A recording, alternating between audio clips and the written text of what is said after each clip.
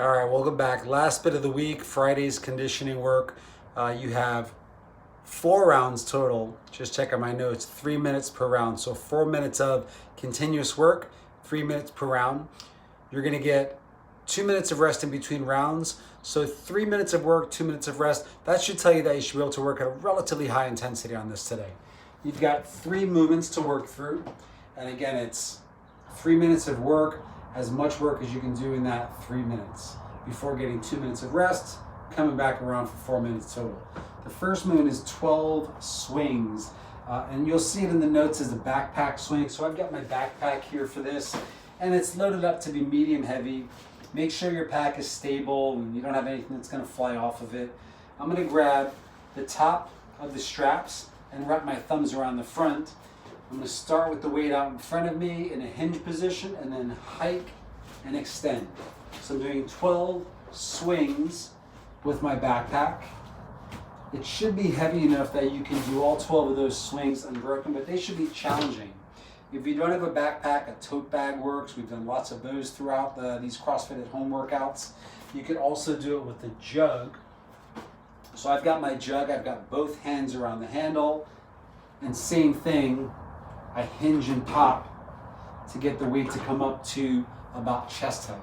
So it's 12 of those. And then we're going to do 9 each direction step overs, lateral step overs. So I use my backpack now rests on the floor. I'm going to start on one side of it. I'm going to come up and over and then back to where I began. That's 1 rep. Up and over, back to where I began. That's 2 reps. So I'm lifting the leg, coming over, trailing, lifting the leg, coming over, trailing. 9 each side for 18 total. If your weight is low, if your implement is low, then you have the option to maybe jump over this if you want to do it as a lateral bounding exercise. If you're feeling funky, then I'll show what that looks like. I would do a little bit of a hop over one side and a bit of a hop to the other side, but make sure that the thing that you have is not something you're going to wind up twisting over. So the goal again is continuous effort. So if you're feeling good, maybe just moving at a bit of a faster pace, but if you're feeling real good, maybe moving it into a jump. And then finally we're going to do 6 push-ups. So I'll just get the bag out of the way to demo. Knees or toes is fine, and I'll show an elevated version too. We'll start from the toe, plank position through the body, chest touches the floor, and then we press back up. The body moves as one unit.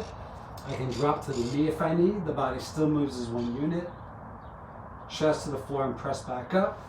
And also, you can modify to an elevated push-up. So with all of this elevated stuff we saw earlier in the week, we spoke about the higher the thing is, the easier it is. This chair is about knee height for me. So this is going to be a moderately challenging elevated push-up.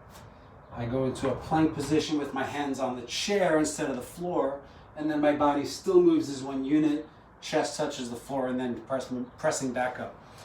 3 minutes, 12, 9, 6, as many rounds as you can do there. You rest for 2 minutes, and you come back and do the whole thing for 4 rounds. So that's it. That's the end of the week, Friday's workout. Have a lot of fun with this one today. Have a great weekend, and we'll see you guys back on Monday.